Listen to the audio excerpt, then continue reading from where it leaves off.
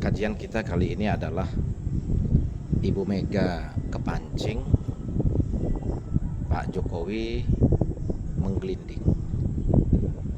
Kenapa saya katakan Ibu Mega kepancing? Berbagai dinamika dan kejadian politik internal PDIP dimulai dengan keputusan Ibu Mega mencalonkan Ganjar sebagai calon presiden, sehingga akhirnya membuat sekat dan membuat garis batas ya dengan Pak Jokowi yang akhirnya memutuskan untuk mencalonkan Pak Prabowo yang didampingi oleh putra mahkotanya yaitu Mas Gibran. Nah, jadi berawal dari situ sebenarnya Ibu Mega ini sudah kepancing pada satu obsesi personal sebagai reinkarnasi biologis dari teori politik dan konsep politik Bung Karno. Padahal Bu Mega ini tidak menyadari bahwa konsep politik Bung Karno ini kan basic dasarnya adalah marhain. Marhain itu kan simbol dari masyarakat kecil, simbol dari masyarakat bawah. Nah, yang sebenarnya reinkarnasi ideologinya itu ada di Pak Jokowi. Karena bagaimanapun juga Pak Jokowi sebagai rakyat biasa dengan estafet politiknya dimulai dari daerah akhirnya mampu menjadi pucuk pimpinan nasional dalam 5 kali kontestasi berturut-turut itu tidak pernah terkalahkan. Ini adalah betul-betul merupakan satu simbol seorang politisi kerakyatan yang punya integritas, punya kompetensi untuk bertarung, untuk berlaga di eskalasi politik nasional. Karena bagaimanapun juga Pak Jokowi ini kan adalah personifikasi dari tahapan yang sudah ada di Jongko Joyoboyo, di mana Pak Jokowi sebagai simbol dari tikus piti anoto baris, yaitu rakyat kecil menata barisan. Nah, jadi tahapan politik ini sinkron dengan simbol Pak Jokowi secara personal itu sebagai rakyat biasa. Dan ini adalah fakta sejarah yang tidak bisa kita hindarkan ya. Nah, ini yang tidak dipahami oleh Ibu Mega. Sehingga dengan semakin terpancingnya sikap politik personal Bu Mega untuk mengamankan dinasti atau terah Bung Karno, yaitu dengan berpegang pada kekuasaan partai yang selalu ada di tangan beliau. Nah, ini beliau melupakan bahwa potensi-potensi kader dengan reinkarnasi ideologi yang ada di kader PDIP ini tidak ada.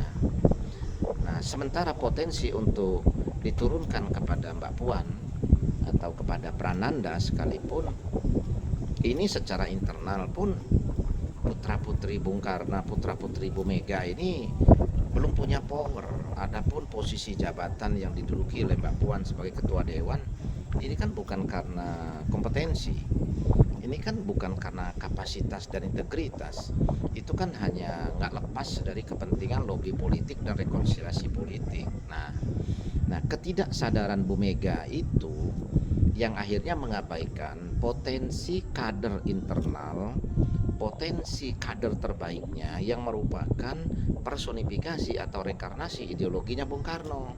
Nah, dan itu ada di Pak Jokowi. Nah, dan Pak Jokowi ini kan mampu mengkonsolidasikan massa di tingkat bawah ya, di luar dari basis massa PDIP secara internal. Pak Jokowi ini juga punya basis massa eksternal yang terkonsolidasi di dalam berbagai barisan relawan. Nah, dan ini adalah kekuatan yang dahsyat. Nah, sehingga dengan posisi kedua tokoh ini yang punya garis batas yang sudah jelas, ya akhirnya Pak Jokowi harus memainkan peran, dan Pak Jokowi harus mengambil peran politik strategisnya secara personal selepas beliau ini menjadi presiden. Dengan diteruskannya oleh Mas Gibran sebagai wakil presiden, ini adalah merupakan simbol keberlanjutan dari terah Jokowi. Nah, tentunya ini harus diamankan, tentunya ini harus punya pagar pengaman yang kuat dari kekuatan politik yang punya powerful. Nah, dan itu adalah PDI. Nah, kenapa itu adalah PDI? Pertama, secara ideologis memang Pak Jokowi ini reinkarnasi dari ideologi Bung Karno. Nah, yang kedua, Pak Jokowi menyadari Kalau sampai Pak Jokowi ini berpindah partai atau mengambil potensi di partai lain, lah ini tidak strategis dalam pandangan politik kerakyatan yang ada di internal PDI maupun di luar internal, khususnya di basis masa marginal. Nah, sehingga Pak Jokowi ini saya berkeyakinan ini memikirkan bagaimana langkah politik itu, dan pengaman politik itu adalah dari PDIP.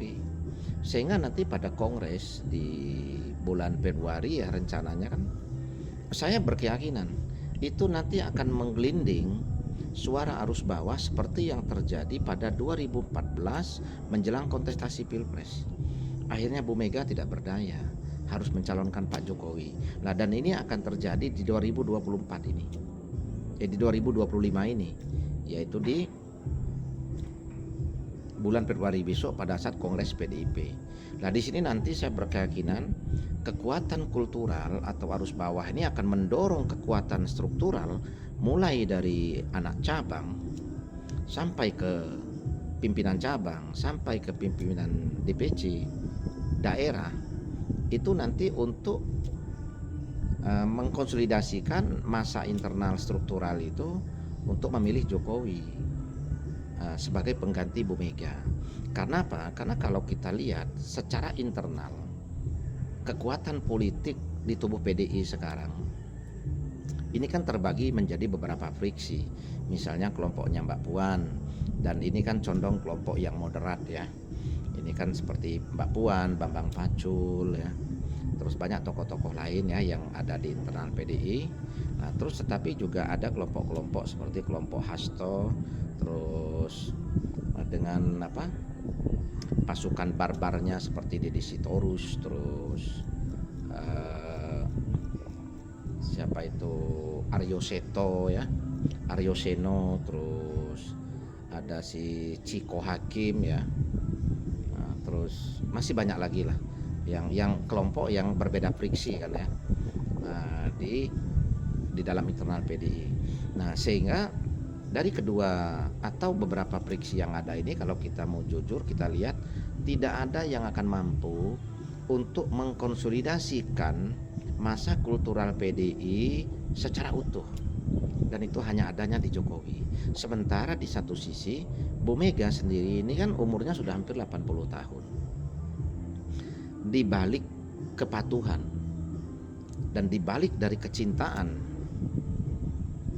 masyarakat kultural PDI secara internal, juga sebenarnya di situ ada api dalam sekam. Apa bedanya di zaman Orde Baru? Masyarakat diam, masyarakat aman, masyarakat merasa terbutuhkan, tercukupkan dari kebutuhannya.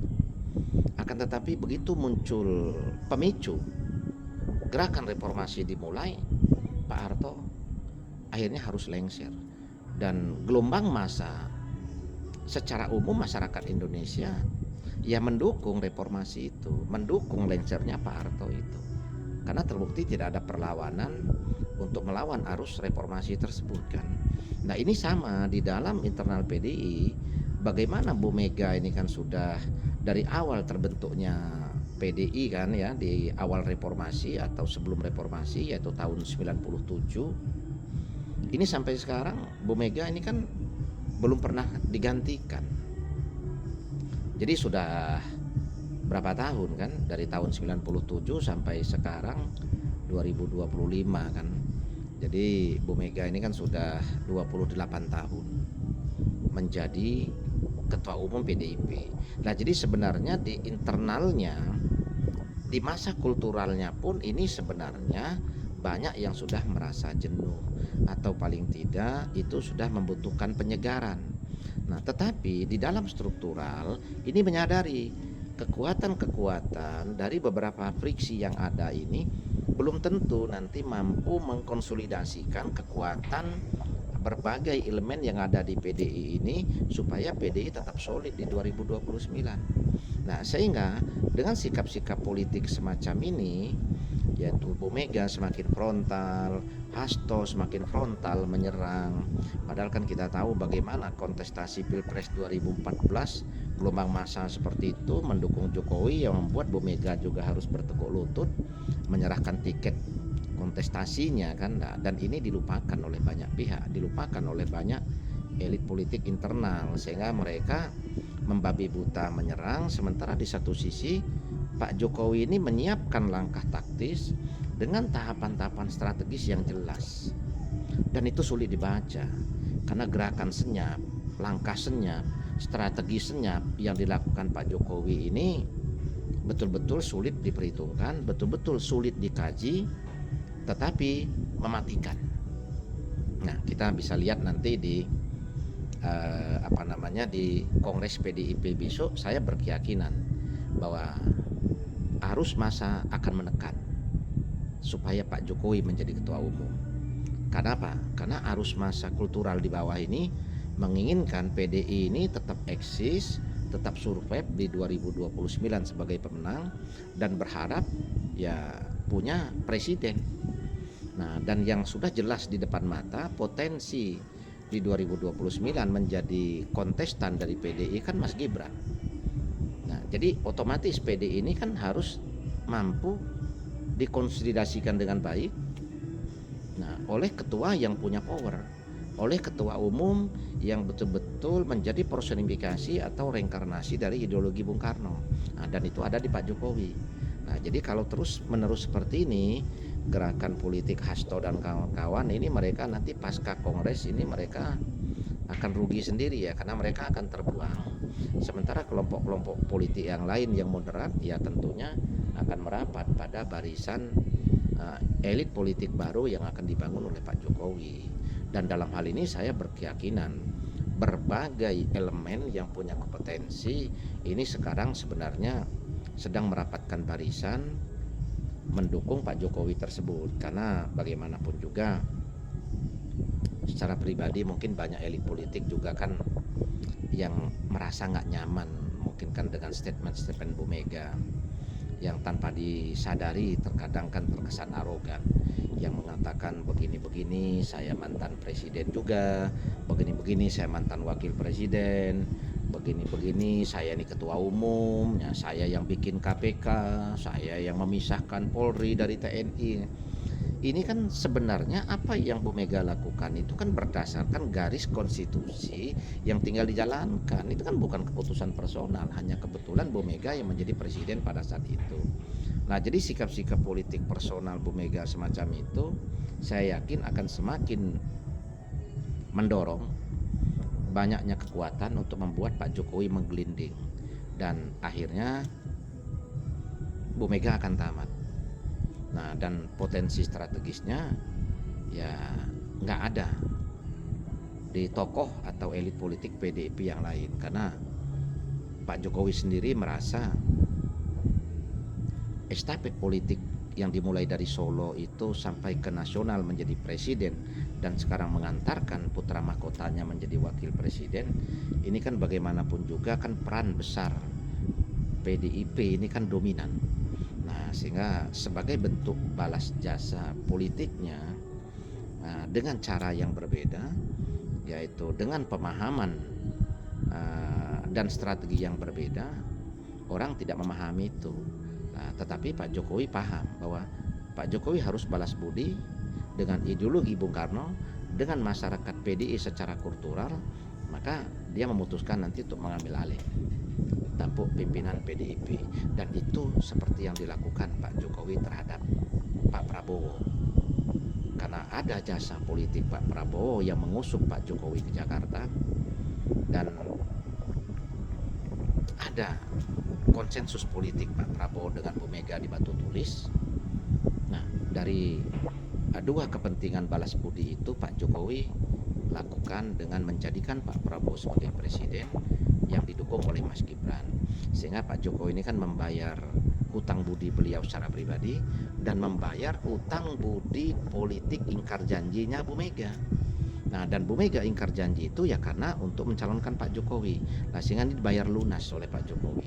Nah, dan ini Pak Jokowi juga akan membayar lunas hutang politiknya dengan internal PDI atau dengan kultural PDI, yaitu dengan jalan mempertahankan eksistensi dan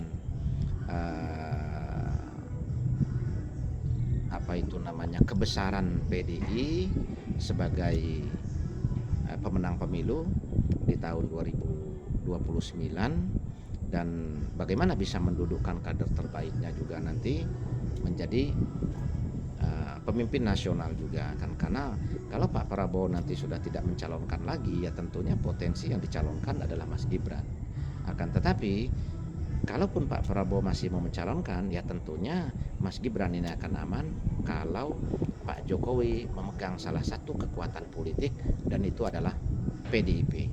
Kita tunggu endingnya di bulan Februari dan saya yakin Pak Jokowi akan menepati janji pribadinya yang terkait dengan balas budi politik, yang terkait dengan posisi reinkarnasi politik ideologinya dari Bung Karno, yaitu sebagai konsensus dari politik kerakyatan, yaitu marhen sebagai simbol dari rakyat kecil, kan seperti itu.